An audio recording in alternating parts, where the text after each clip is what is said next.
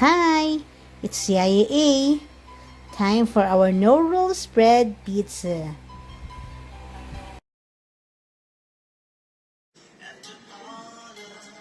Gagawa tayo ngayon ng tasty bread pizza kung saan hindi ganon kakompleto ng ingredients ng isang pizza na normal nating nakakain sa labas or yung mga ginagawa natin na pizza sa bahay, hindi ito yung common kasi kung ano lang yung naging available na ingredients, kung ano yung meron sa supermarket or kung ano yung meron tayo sa loob ng ating bahay or sa ating ref.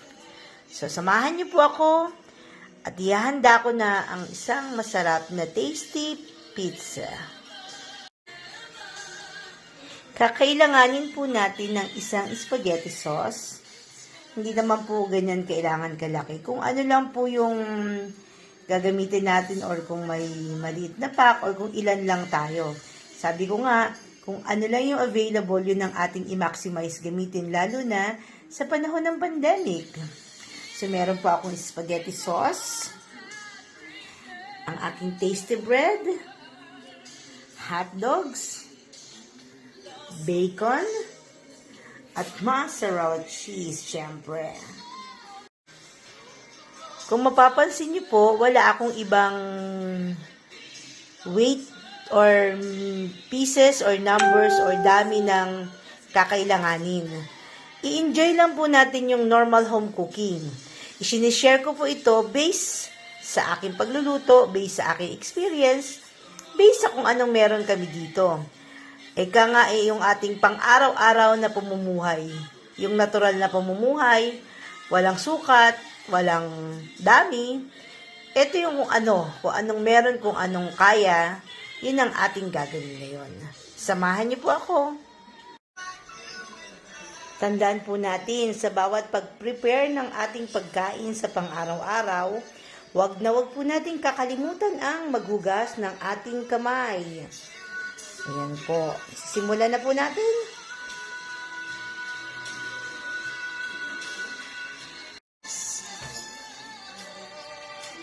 Ilalatag ko na po ang aking mga tasty bread dito sa aking paglulutuan.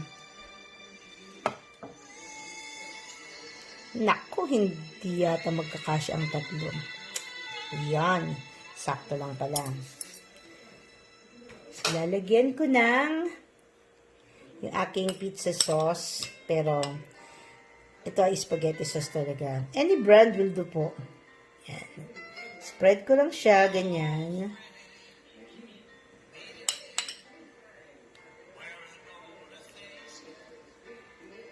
Yan, tuloy-tuloy lang po natin, ha.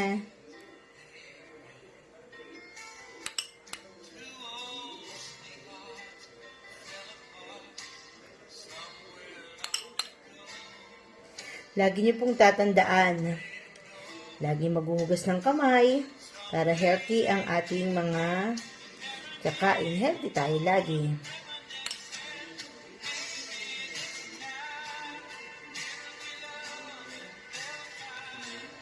At ang ating pong mga pinipresent na niluluto, ito yung mga basic home cooking natin. I mean, no rules, no exact measurements sa karamihan. Kasi home cooking wala naman tayong kailangan isunod na rules kung ano yung gusto nating dami. Halimbawa, etong sauce na to, sa mga medyo gustong mas sauce yung kanilang pizza, they can add more. Siyempre, lahat ng bagay may boundary or may tama lang. Hindi pwedeng sobra. Hindi rin naman pwedeng kulang. Pero pwede nating isunod sa ating mga panlasa. I-slice ko naman itong hotdog. So, gusto ko siya ng ganito pahaba. Gusto rin ng aking alagang kakain. So, depende po sa mga kakain. At saka minsan, dahil home cooking, we do it our own way. So, ilalagay ko po siya ganyan.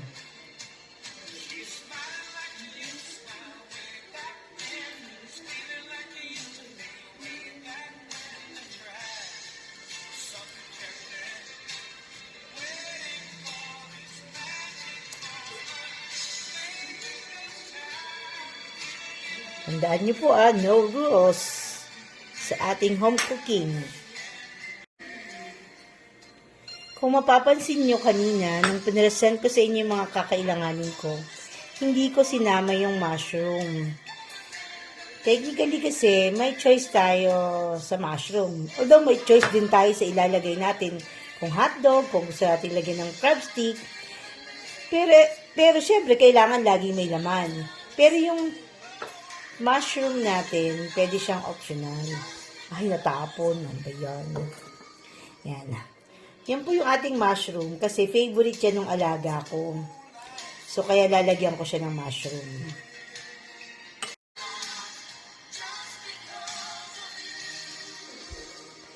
Pwede nyo rin siyang lagyan ng binanggit ko kanina yung crab stick. Kung medyo gusto niyang seafood. Pwede nyo rin lagyan ng salmon. Salmon belly, salmon slices. Ito yung first batch po ng lulutuin ko or yung isasalang ko. Kasi mukhang mangungulit na yung aking alaga. Ito yung mushroom. Favorite niya po ito. Sobra. Any food na lagyan ko nito will do. Kahit ang ginisang munggo. Pwede rin.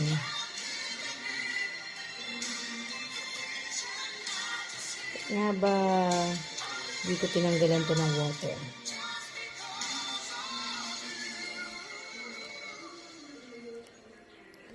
Kung mapapansin ninyo, medyo madami ako maglagay ng mushroom, no? Request po. Ayan. Kahit anong mushroom, kinakain ng alaga ko.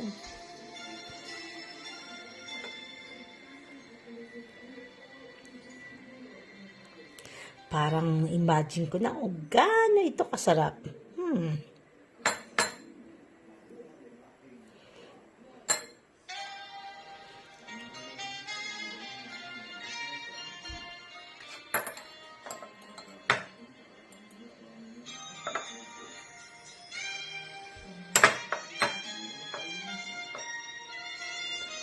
Yan. Wow.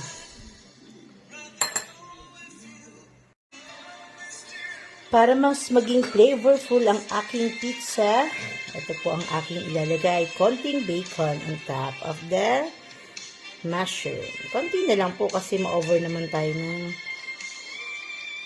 meat. Para lang may lasang, may kakaibang siya, taste at saka aroma. Pero inuulit ko po, depende po yan sa inyo.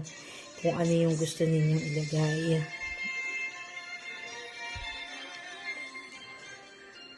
Yan.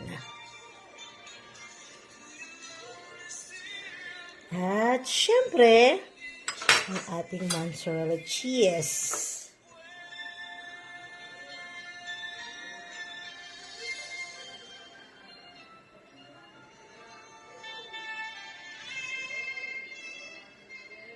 Haba.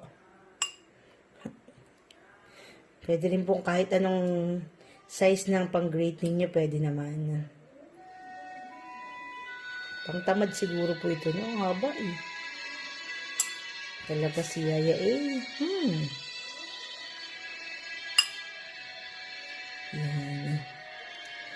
Bitin ko po. Depende sa dami ng gusto ninyo.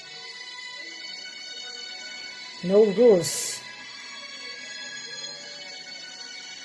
Yan.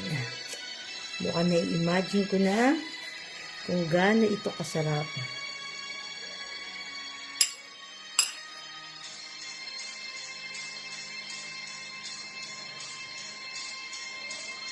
Dagan pa natin.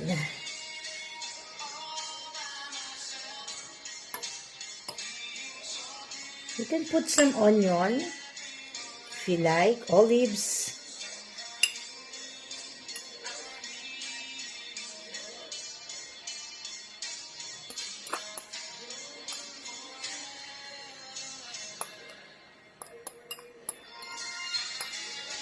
Yan. So, ready na po ang aking first batch para isa lang sa aking preheated oven. Ayan na po, ready nang ipasok ang ating tasty pizza bread. So, simulan na po natin para matikman na natin. There you go. Ayan na po ang ating tasty pizza bread.